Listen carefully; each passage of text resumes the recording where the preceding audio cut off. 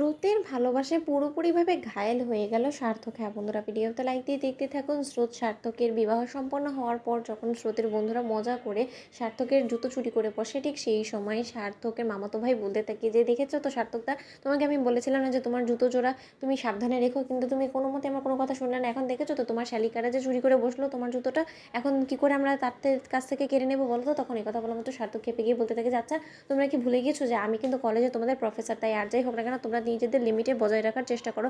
তোমরা এটা কেন ভুলে যাচ্ছ যে আজকের দিনটাই শুধু একটা মাত্র দিন না, এরকম দিন অনেক আসবে, তখন কিন্তু আমি তোমাদেরকে সায়স্তা করে ছেড়ে দিব।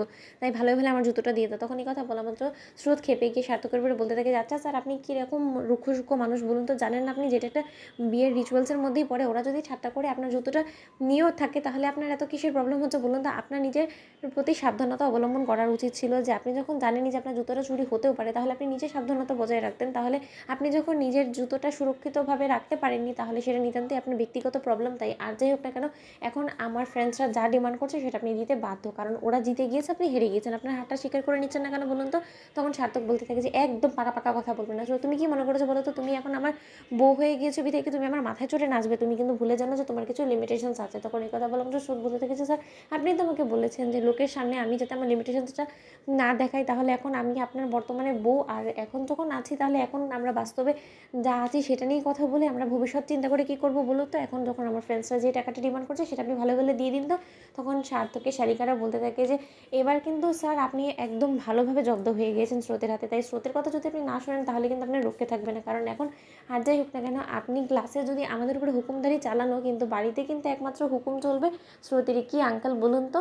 তখন এই কথা বলা মতো সার্থকের বাবা বলতে থাকে যে, হ্যাঁ আমার একটি মাত্র লক্ষ্মীমতো বৌমা বলে কথা, ও যা বলবে তাই হবে। তখন সার্থক বলতে থাকে যে, ন্যাকা, ও যা বলবে তাই করতে হবে আমাকে, কেন আমি কি ওর প্রতি এতটাই দুর্বল হয়ে গেছি যে যার ফলে কিনা আমার ওর সকল কথা অক্ষরে অক্ষরে মানতে হবে? একদম না স্রোত, আমার মাথায় চড়ে নাচার একদম চেষ্টা করবে না। তখন স্রোত বলতে থাকে যে, স্যার আপনি যদি ভালোই ভালো এখন জুতোটা না দেন তাহলে কিন্তু আমি আপনার ওয়ালেটটা আপনার কাছ থেকে কেড়ে নেওয়ার জন্য বাধ্য হবো। তখন এই কথা বলার মতো সার্থক বলতে থাকে যে, তুমি এখন আমার ওয়ালেটের উপরে অধিকার ফলাবে? তখন স্রোত বলতে থাকে যে, অফকোর্স, কারণ সেই অধিকারটা আমার আছে আর আমি চাইলেই সেই অধিকারটা ফলাতে পারি। তাই আমি যদি অধিকার ফলাতে বাধ্য আপনি আমাকে না করেন তাহলে আমি সেটা করবো না, আর যদি আপনি সত্যকার অর্থে আমাকে বাধ্য করেন তাহলে আমি এখন আপনার কাছ থেকে কেড়ে নিব।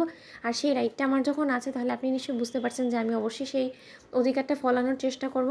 তাই ভালোই ভালো আপনি বরঞ্চ ওদেরকে টাকাটা দিয়ে দিন, আপনারই ভালো হবে, আপনি জুতোটা সময় মতো পেয়ে যাবেন, নতুবা আপনাকে খালি পায়ে বাড়ি যেতে হবে। তখন এই কথা বলা মতো সার্থক এক পর্যায়ে জব্দ হয়েছিল ওদের কাছে বলতে থাকে যে, ঠিক আছে নাও, কত টাকা তোমাদের চাই, তোমরা তোমাদের ডিমান্ড অনুযায়ী টাকা পেয়ে গিয়েছো, এই পর্যন্ত তো আমার জুতোটা দাও। তখন এই কথা বলা মাত্র সার্থকের বাবা বলতে থাকে যে, দেখেছিস তো কি দোষী বউ আমি খুঁজে নিয়েছি, এবার তোকে জব্দ করেছি, এবার তুই বুঝবি তো। বন্ধুর ভিডিওটি ভালো লেগে থাকলে অবশ্যই লাইক কমেন্ট শেয়ার করে সাবস্ক্রাইব করতে ভুলো না।